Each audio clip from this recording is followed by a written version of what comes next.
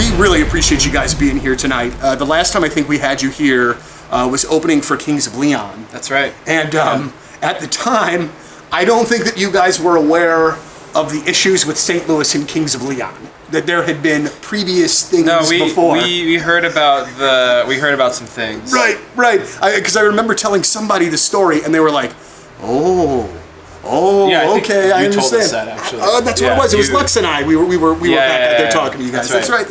All right, so we'll start with something that happened last night. Lollapalooza. Yep. Headliners go on. Muse, I think it was Lord. They get 3 songs in before they unfortunately have to pull the plug on everything because of the weather.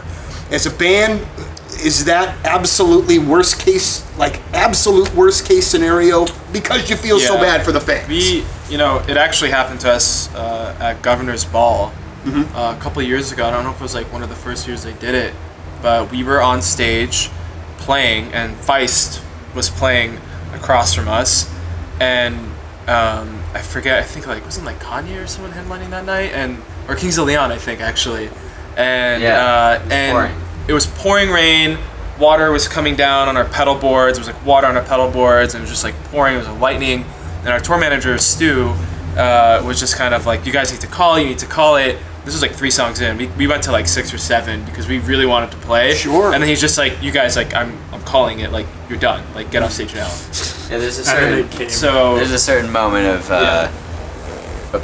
there's water on the actual stage, your guitars, your amps, and the electricity and water. Right. Apparently they don't get along. Apparently, yeah. People actually put toasters in the back. No, I'm just kidding. But so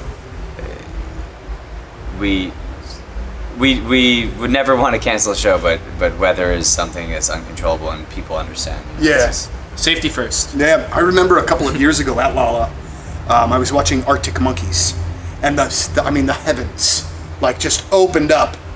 So I start hauling back to the hotel, which is like a mile away, and then of course I get back to the hotel. That's the nice thing stops about raining. Lollapalooza. At least Lollapalooza, you can escape back to the city of Chicago. Yeah.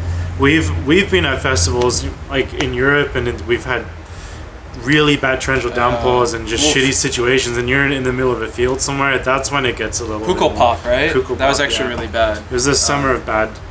Which one is that? Is that a Swedish? Kukkelpop was in Belgium. Belgium, okay. That's where about 7 people died from a the storm. Pearl Jam show. Oh, okay. No, that was the same year though. There were like 3 shows. There was the Radiohead incident, the Pearl Jam incident, and the Blues Fest, and then there's a bunch that year. But yeah, I mean 4 or 5 festivals. Yeah. It's shitty to stop playing, but honestly, it's you can live to see another day of Young the Giant playing. You should just get home. Right.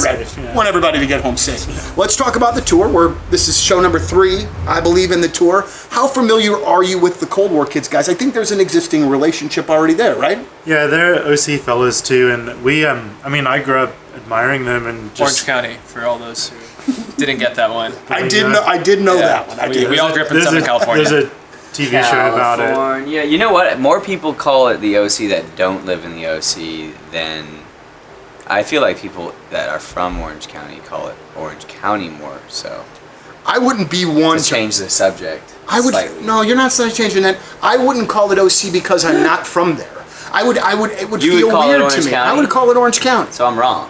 Well, I'm just saying in my particular instance, it might be wrong.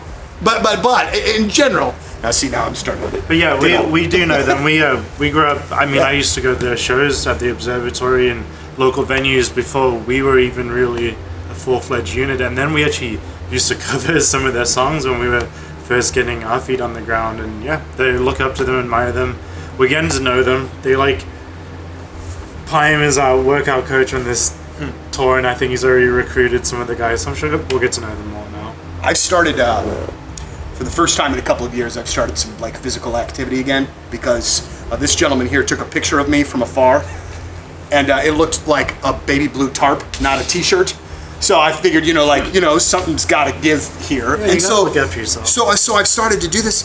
Oh my gosh, I like feel like a better person, and I've just really got started. I haven't pulled all the sugar yet, which is going to happen eventually. You know, like they stick it in everything, man. Yeah, but did you guys get to a point where you were feeling kind of crummy, and you were like, you know, we kind of need to do this? Touring, you know, it's interesting now. Like bands, a lot of bands that we know that are doing this regularly. We've been doing this for 10 years. It took us a little while to figure it out, but now that we're still pretty young, but now that we've done it for a while, we realize that like if you take care of your body, you're gonna, you know, have better mental health, better attitude during the day, and then everything is just better. You know, you want to eat better food and all of that, and it's just, I think everyone's just happy, a more pleasant person on the road, because it's very easy to go the other way and just not take care of yourself, and then you're just miserable every day. I would try to find barbecue places in every city that I could, most likely, or we something. We still do barbecue. You could probably do that for like a week, and then your body would be like, "Yo, yeah, chill out." Yo, barbecue.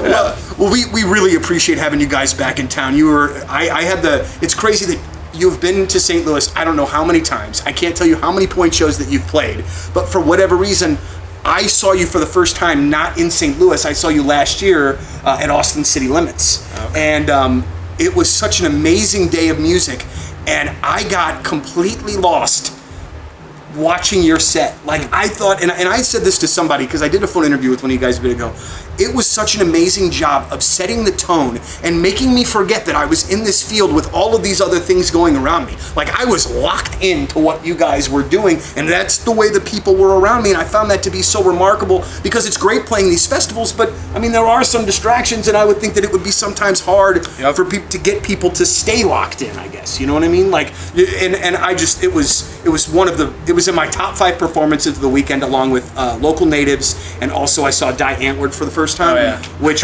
was very much almost a life-changing experience. Yeah, of course. It's a scene. That's a performance. Yeah. For sure. Well, we have a couple tricks up our sleeves tonight, and you know, we've ramped up our set and our production and everything. So I think you'll be pleasantly surprised. We'll take it to the next level. Well, I look forward to it. And guys, we again, I said it before, we always love having you in St. Louis. So thank you very much. Thank you. Young the Giant, backstage, big summer show.